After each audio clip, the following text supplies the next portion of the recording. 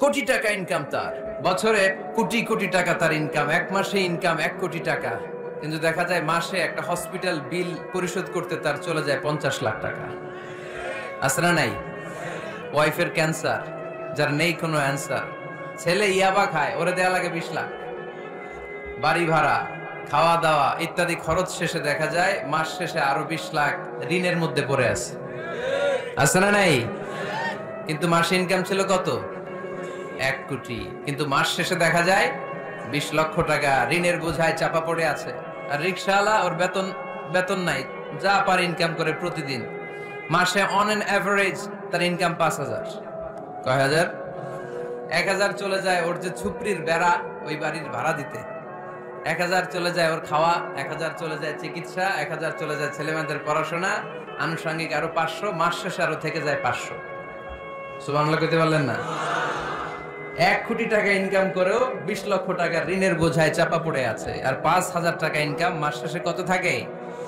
500। কারণ ওর পুরো ইনকামটাই হালাল। ওর পুরো ইনকামটা কি? আর হালালে বরকত ঢুকায় দিছে কে?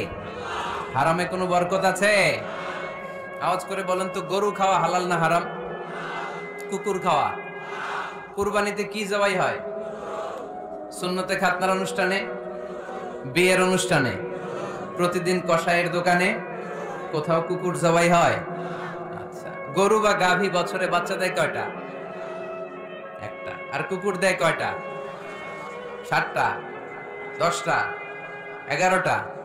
জন্ম নিয়ন্ত্রণ নাই তো, দেদারসে দিচ্ছে, ফ্যামিলি প্ল্যানিং নাই, তাই না? আচ্ছা, তো দেখেন, গরু বাচ্চা দিল কম, কুকুর বাচ্চা দিল বেশি। গরু জবাই হয় বেশি, কুকুর জবাই হয় না। গরু আমরা খাই বেশি, কুকুর খাই না। তারপরও কষ বায়, গরু বেশি না কুকুর বেশি? আওয়াজ করে বলতে হবে, গরু না কুকুর? কারণ গরু খাওয়া হালাল, আর হালালে বরকত ঢুকায় দিছে কে? এজন্য দ্য ডিসিশন ইজ ইয়োরস। সিদ্ধান্ত আপনার। কই যাবেন, ডানে না বায়ে? হালালের সাথে না হারামের সাথে? হালালটা হচ্ছে পরিবেশ বান্ধব। হালালটা কি?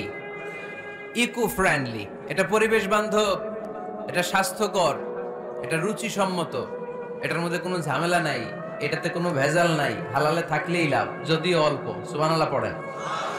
এজন্য রাব্বুল আলামিন বলেন, ইয়া আইয়ুহান নাসু কুলু মিম্মা ফিল আরদি হালালান তাইয়্যিবা ওয়া লা তাত্তাবি'উ খুতুওয়াতিশ শাইতান ইন্নাহু লাকুম আদুউম মুবিন। ওহে মানুষেরা, শোনো শোনো, এই জমিনের ভেতরে যেটাকে আমি হালাল করেছি, যেটাকে আমি পবিত্র করেছি, ওইটা খাও, ওইটা গ্রহণ করো।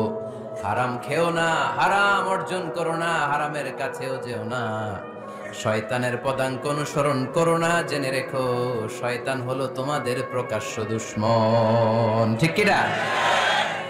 আদুউম মুবিন। শয়তান আমাদের প্রকাশ্য দুশমন। সে হারামকে আমাদের কাছে চাকচিক্যময় করে তুলে।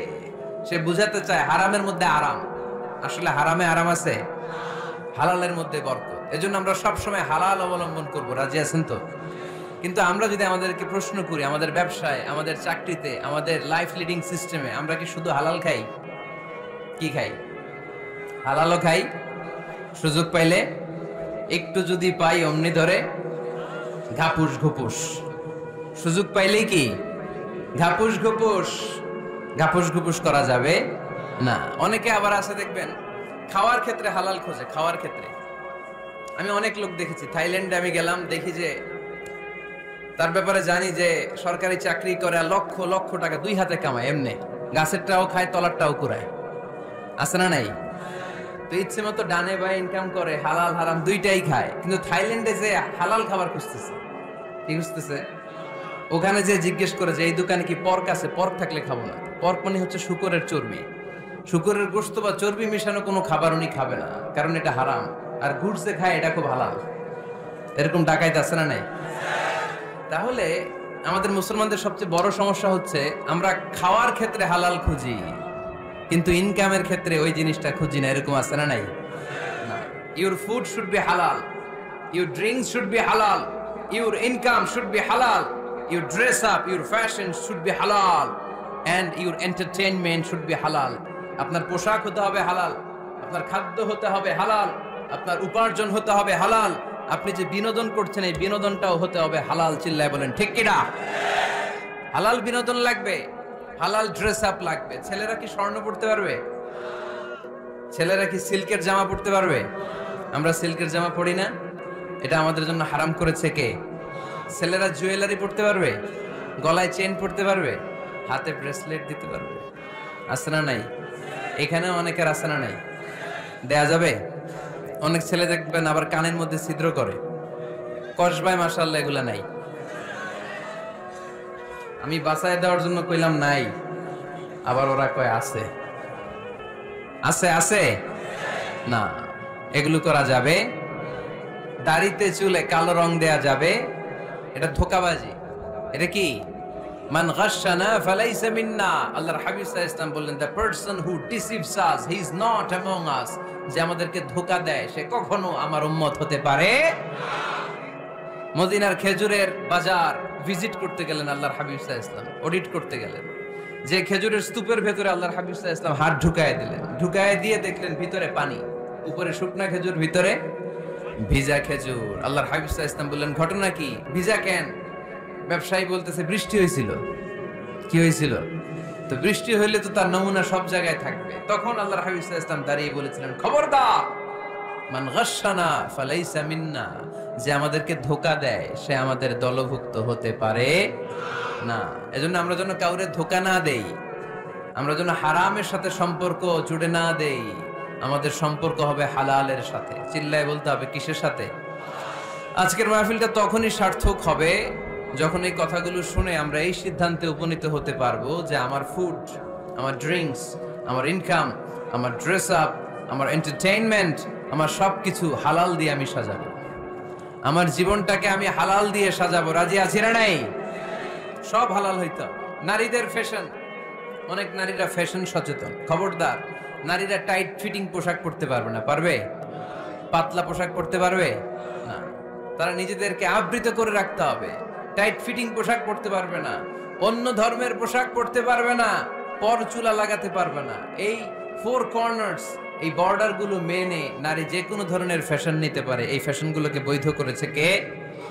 এজন্য রাব্বুল আলামিন বলেন, ইয়া আইয়ুহান নাসু কুলু মিম্মা ফিল আরদি হালালান তাইয়্যিবা ওয়া লা তাত্তাবিউ খুতুওয়াতিশ শাইতান ইন্নাহু লাকুম আদুউম মুবিন। সুবহানাল্লাহ পড়ে।